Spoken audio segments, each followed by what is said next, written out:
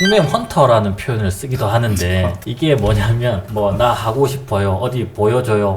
안녕하세요. 사건사고TV 김지윤입니다. 이번 시간에는 김장천 변호사님 모시고 통신매체 이용 음란죄에 대해서 말씀 나눠보겠습니다.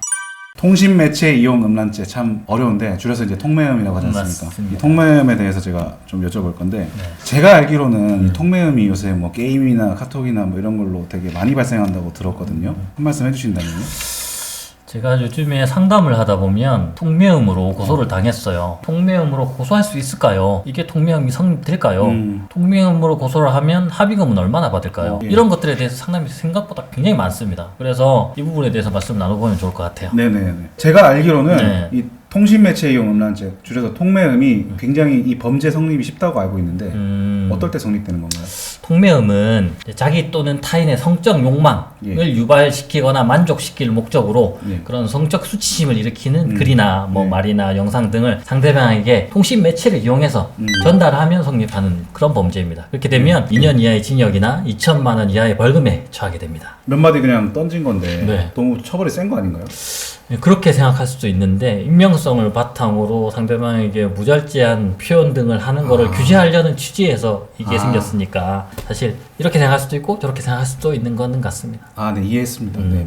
이게 보통 제가 알기로 뭐 게임 같은 거에서 뭐 잘 안 풀리거나 하면은 뭐 너 왜 이렇게 못하냐 이런 식으로 막 욕하고 그 과정에서 사실 뭐 부모님 꺼내고 막 폐륜적인 드립이라고 할까요? 그런 거를 하는데 이렇게 싸우다가 성적인 욕설 튀어나왔어요. 그럴 때도 처벌이 되는 건가요? 이게 단순한 언쟁 과정에서 발생한 이런 표현들은 사실 처벌받지 않는 것 같고요, 제 경험상. 아, 그런데 보통 이렇게 고소를 하시죠. 게임을 통해서 너 왜 이렇게 못하니 이러면서 막 필연적인 표현을 하거나 상대방의 뭐 성기를 지칭하거나 이런 네. 표현을 하잖아요. 그럼 네. 고소를 할 때는 그 부분만을 캡처해서 고소를 합니다. 그러면 그 부분만 딱 보면 이거는 통매음 성립하네. 네. 이렇게 판단이 돼요. 근데 통매음은 그거 하나만으로 판단하는 게 아니에요. 왜 이 말을 하게 되었는지 네. 전반적인 모든 맥락을 아. 파악하고 예. 그리고 나서 이 사람이 진짜 성적 수치심을 일으킬 목적으로 그럴 목적이 있었는지 네. 여부를 판단하는 겁니다. 그래서 그런 여러 가지 과정 중에서 발생했다라면 무혐의가 충분히 나올 수 있습니다.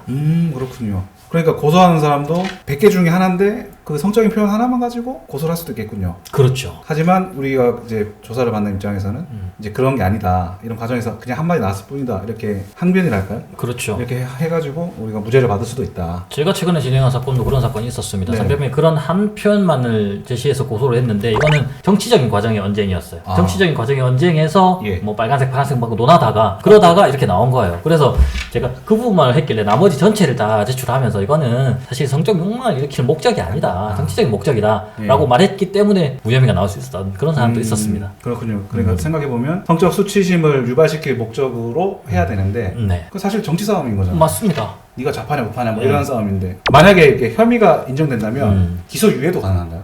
네, 제가 진행해본 대부분의 사건 중에서는 초범이고 잘못을 했다는 걸 인정하고 예. 피해자하고 합의를 하게 되면 뭐 교육조건부 기소유예라든지 기소유예 처분이 충분히 나올 수 있습니다. 전과가 안 남는 거죠, 성범죄 전과가. 성범죄가 많기 때문에 되게 뭐 취업이나 이런 데 제한될 수 있어서 맞습니다. 무조건 합의를 해야 된다고 그렇게 그러니까 뭐 알려져 인정이 있더라고요. 되면 인정하고 합의하는 절차가 굉장히 필요한 거죠. 그럼 합의금은 어느 정도 필요한가요? 정해진 건 없습니다. 예, 일률적으로 정해진 건 없지만 보통 한 200만 원에서 한 500만 원 정도? 요 정도의 금액으로 합의금을 제시되는 것 같아요. 그렇군요. 근데 가끔 가다 보면 이제 소위 꼬뱀이랄까요? 그런 식으로 범죄를 유도하는 경우도 있지 않겠습니까? 그런 경우에도 처벌이 되나요?